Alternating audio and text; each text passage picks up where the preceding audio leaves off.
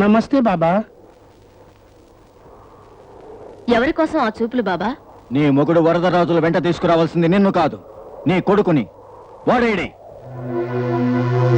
మనం మాఫియా లీడర్లమే కావచ్చు, అడ్డదారుల్లో డబ్బులు సంపాదించే మనుషులమే కావచ్చు, కానీ మనకి మనం కొన్ని కట్టుబాట్లు పెట్టుకున్నాం.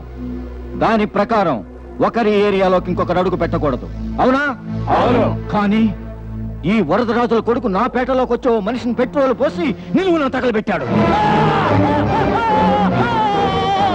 ఇది తప్ప ఒప్ప? తప్పే, ముమ్మాడికి తప్పే. ఏంటై తప్పు? మేము ఒక మనిషిని లేపేయడానికి కాంట్రాక్ట్ ఒప్పుకున్నాం. తీరా డబ్బు తీసుకున్న తర్వాత తెలిసింది వాడు ఈ అంకినీడిపేట మనిషి అని. మరి ఒప్పుకున్న తర్వాత తప్పు చేయటం మన వృత్తిలో లేదు కదా. అందుకే మా వాడు ఆ పేటలో ఎంటర్ అయ్యాడు, వాడిని లేపేశాడు. ఆద్యమాతోనే వాణ్ణి తీసుకురాకుండా ఇక్కడికి వచ్చావా? ఎప్పటికెప్పుడు వాణ్ణి తీసుకొచ్చి నాకు అప్పచెప్పకపోతే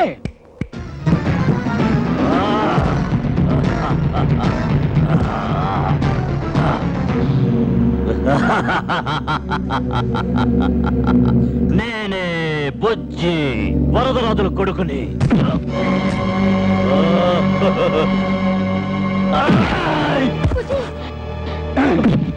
ఇప్పుడు చెప్పండి అయ్యా పెద్ద మనుషులు, వీణ్ణి చంపాలా వద్దా? వద్దు బాబా, వద్దు. మీరేం చెబితే చేస్తావు. వాణ్ణి చంపకండి బాబా, చంపకండి. సరే, కానీ ఒక్క షరతు. నేను బ్రతుకున్నంత కాలం వీడి ఊళ్ళో ఉండటానికి వీల్లేదు. నేను ఒప్పుకుంటాను.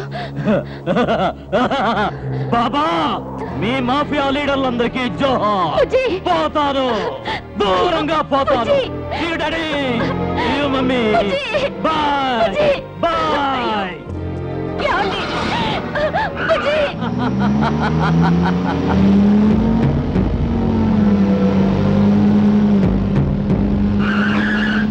అంకినీడు, రేసులో ప్రతిసారి ఒకే గుర్రం గెలవదు. మంచితనమనే ముసుగులో జనం మెప్పు పొందావు. ఆనాడు నా ఆస్తిని స్వాధీనం చేసుకుని నా ఇంటిని ఆక్రమించుకుని నన్నే నా పేట నుంచి బయటికి గెంటించావు. ఈనాడు నా బిడ్డనే నాకు కాకుండా చేశావు. నేను బలపడుతున్నది, బలగం పెంచుకుంటున్నది నీకోసమే. అంకినీడు, గుర్తుంచుకో, నీకు ఒక కొడుకున్నాడు. వాడితో పాటు నిన్ను మసి చేసి మళ్ళీ నా పేటకి నేనే బాసునవుతా. నువ్వు అరిచే కుక్కవిరా, నీ జన్మ కరవలేవు. అరిచే కుక్కని కాదురా, పిచ్చి కుక్కనై ప్రాణాలు తీస్తా.